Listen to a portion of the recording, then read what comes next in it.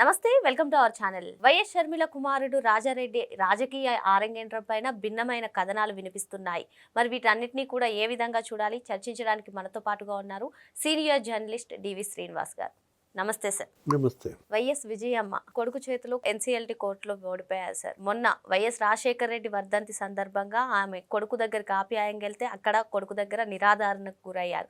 మరి ఇప్పుడు కొడుకు మీదకి మనవడిని వదులుతున్నారా? ఈరోజు చూసుకున్నట్లయితే వైఎస్ షర్మిల కుమారుడు రాజారెడ్డి అమ్మమ్మ గారి ఆశీస్సులతోటి తల్లితో పాటు కర్నూలు ఉల్లు యాడ్ దగ్గరికి వెళ్ళినటువంటి పరిస్థితి. మరి ఈ రాజకీయ అరంగేట్రాన్ని ఏ విధంగా చూడాలంటారు? ఒకవైపు పులివెందుల అసెంబ్లీకి బై ఎలక్షన్ అంటున్నారు, మరోవైపు సడన్గా రాజారెడ్డిని మరి రాజకీయంలోకి తీసుకురావటం అంటే తల్లితో పాటు అతను కర్నూలు ఉల్లి యార్డుకు వచ్చేసరికి మెడలో కండవా కూడా వేసుకున్న దీంట్లో ఇది రాజకీయ అరంగేట్రం అనే చర్చ. బయలుదేరేటప్పుడు కారు ఎక్కేటప్పుడు అక్కడ మరి విజయమ్మ మరి ఆశీస్సులు తీసుకోవటం. ఇట్లాంటి పరిస్థితుల్లో రేపు గనక పులివెందులు గనక ఉప ఎన్నిక వస్తే కాంగ్రెస్ అభ్యర్థిగా కొడుకుని దించుతుందా షర్మిల? అంటే నిన్నటిదాకా అన్న వదిలిన బాణం షర్మిల అన్నారు, ఇప్పుడు అన్న పైకి మరి చెల్లి వదిలిన బాణం రాజారెడ్డి ఇప్పుడు ఏంటి, అతను 4 ఏళ్ళు అమెరికాలో ఏదో ఉన్నత చదువులను వెళ్ళాడు, ఏదో లవ్ చేసినట్టున్నాడు, పెళ్లి చేసుకుని ఇవాళ మరి అతను ఆమె కూడా ఎవరు రాజారెడ్డి భార్య ఒక బలమైన సామాజిక వర్గం. అంటే 2 సామాజిక వర్గాల ఓట్లు పడతాయనా? ఒకటి ఆస్తుల రగడ ఇద్దరి మధ్య, షర్మిల జగన్మోహన్ రెడ్డి. 2 ఈ రాజకీయ రగడ, ఎవరు రాజశేఖర రెడ్డి వారసులు అనే దాంట్లో షర్మిలకు అన్యాయం జరిగింది. అటు ఆస్తుల్లో జరిగింది, ఇటు రాజకీయ పదవుల్లో జరిగింది. విజయమ్మే చెప్పింది కదా, ఆమె ఒక ఓపెన్ లెటర్ రాసింది, ఏమని, ఒక బిడ్డ మరొక బిడ్డను బాధిస్తే బాధిత బిడ్డకి అండగా ఉండటం తల్లిగా నా ధర్మం అని. ఇలాంటి పరిస్థితుల్లో ఇవాళ జగన్మోహన్ రెడ్డి ఏంటి, శాసనసభకి వెళ్ళటం లేదు. 60 రోజులు కనుక శాసనసభకి వెళ్ళకపోతే అనర్హత వేటు, 11 మందిపై వేటు అంటున్నారు. పులివెందులకి బై ఎలక్షన్ కనుక వస్తే అక్కడ బీటెక్ రవి సవాల్ చేస్తున్నాడు. ఏది, మొన్న జెడ్పీటీసీ జగన్మోహన్ రెడ్డి డిపాజిట్ కోల్పోయిన పరిస్థితుల్లో ఆ 2 జెడ్పీటీసీలు మేము గెలిచిని రాజీనామా చేస్తాం, నువ్వు కూడా పులివెందుల అసెంబ్లీకి మరి పోటీకి సిద్ధమా అన్నాడు. ఇట్లాంటి సందర్భంలో ఇవాళ షర్మిల ఇది ఖాయం, బై ఎలక్షన్ వస్తుంది అంటూ తల్లి కొడుకు పంచుకున్నారా? కొడుకు అసెంబ్లీకి, తల్లి పార్లమెంటుకి. గతంలో మొన్న ఎన్నికల్లో పోటీ చేసింది షర్మిల, పార్లమెంటుకు పోటీ చేస్తే మరి ఓడిపోయింది. విజయమ్మ అమెరికా నుంచి వీడియో వదిలింది, ఏది, వాళ్ళ రాజశేఖర రెడ్డి బిడ్డ పోటీ చేస్తోంది, అందరూ ఓటేయండి అంటూ. ఆ వీడియో వదిలినా కూడా ఎన్ని ఓట్లు వచ్చాయి, 1,50,000 ఓట్లు ఏమో వచ్చాయి, 10% ఓట్లే వచ్చాయి. కాకపోతే అవినాష్ రెడ్డి 3,60,000 ఓట్లతో గెలిచాడు పోయినసారి, ఇప్పుడు 60,000తో బయటపడ్డాడు. అసలు ఆ షర్మిల కనుక పోటీ చేయకపోతే అవినాష్ రెడ్డి ఓడిపోయేవాడని. అక్కడ ఉన్న తెలుగుదేశం అభ్యర్థి భూపేష్ రెడ్డి ఎవరు, అతనికి దగ్గర 5 లక్షల ఓట్లు వచ్చాయి. ఇప్పుడు ఈమెకు వచ్చిన 1,40,000, అతనికి వచ్చిన మెజారిటీ 60,000. ఈ 1,40,000 ఓట్లు కూడా తెలుగుదేశంకి కనుక పడి ఉంటే అవినాష్ ఓడిపోయేవాడు 80,000 ఓట్ల తేడాతో. అంటే ఇప్పుడు ఒకటి, షర్మిల పోటీ అవినాష్ గెలుపుకు దోహదపడిందా, వైసీపీకి మేలు చేసిందా? ఇప్పుడు ఈమె ఏది, కొడుకుని దించడం ద్వారా పులివెందుల్లో మళ్ళా ఇంకోసారి వైసీపీకి మేలు చేయడానికి దించుతోందా? ఇప్పుడు ఏది, ఇప్పుడు ఇవాళ అతను రాజకీయం మేనమామ జగన్మోహన్ రెడ్డికి ఉన్న క్రేజ్ నాకెందుకు ఉండదనా?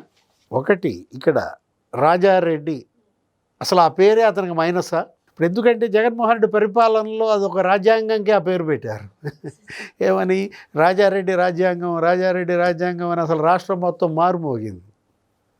ఇట్లాంటి పరిస్థితుల్లో రాజశేఖర్ రెడ్డి కుటుంబం నుంచి 4వ తరం ప్రతినిధిగా ఈ రాజారెడ్డి వస్తే, జగన్మోహన్ రెడ్డి కనుక జైలుకి వెళ్తే అసలు జగన్ వారసత్వం ఎవరు అంటున్నారు, కూతుళ్ళిద్దరు వస్తారు, వర్ష అంటున్నారు. అంటే ఇప్పుడు అసలు ఏం జరుగుతోంది అక్కడ? ఏది, ఇవాళ రాజశేఖర్ రెడ్డి కుటుంబం అటు పులివెందుల్లో పరపతి, లేకపోతే కడప జిల్లాలో ఇవాళ పలుకుబడి పూర్తిగా డ్యామేజ్. సొంత నియోజకవర్గంలో సొంత జెడ్పీటీసీలో డిపాజిట్ పోయింది.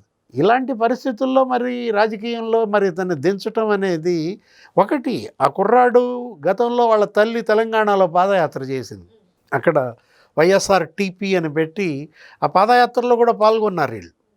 అంటే అమ్మ కాబట్టి అప్పుడప్పుడు అక్కడక్కడ కలిసి పాల్గొన్నారా, లేదు రాజకీయం చేయాలన్న ఒక లక్ష్యం, లేదు అదొక క్రేజ్ ఈ కుర్రాళ్ళలో మొదటి నుంచి ఉందా?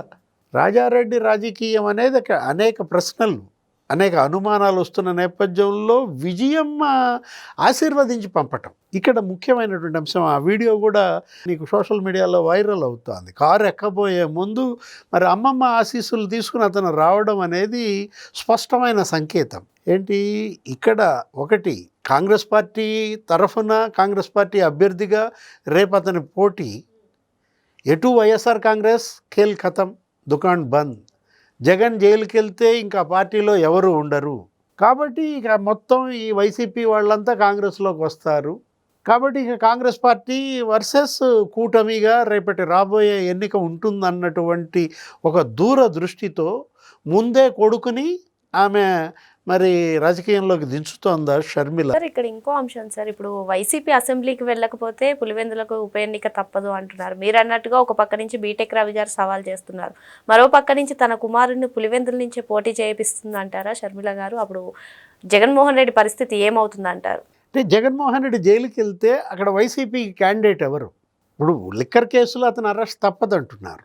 ఇప్పుడు ఆల్రెడీ ఆయన పైన ఇటు సభకి వెళ్ళకపోవడం వల్ల అనర్హత వేటు పడ్డ తర్వాత ఇంకా ఆయన ఎటు కంటెస్ట్ చేయడు. అప్పుడు అసలు వైసీపీ క్యాండిడేట్ ఎవరు? భారతీ మేడం కంటెస్ట్ చేస్తారా, లేకపోతే కూతురు వస్తుందా అక్కడి నుంచి? అంటే జగన్మోహన్ రెడ్డి కూతుర్ని దించబోతున్నాడు. పెద్ద కూతురు ఇవాళ వైఎస్ఆర్ కాంగ్రెస్ పార్టీ పగ్గాలు చేపడుతోంది. తండ్రి కనుక జైలుకి వెళ్తే మరి మా నాన్న జైల్లో పెట్టారు అంటూ ఒక సింపతి డ్రామాతో ఇవాళ ఈ తల్లి కూతురు, అప్పుడు జగన్ జైలుకి వెళ్ళినప్పుడు ఆ తల్లి కూతురు కన్నీళ్ళు ఎవరు? షర్మిల, విజయమ్మ. ఇప్పుడు ఈ తల్లి కూతురు ఎవరు? ఈ భారతి మేడం లేకపోతే హర్ష. వీళ్ళు మళ్ళీ ఒక డ్రామా, ఒక సింపతి. అంటే ఏం జనం పిచ్చోళ్ళ?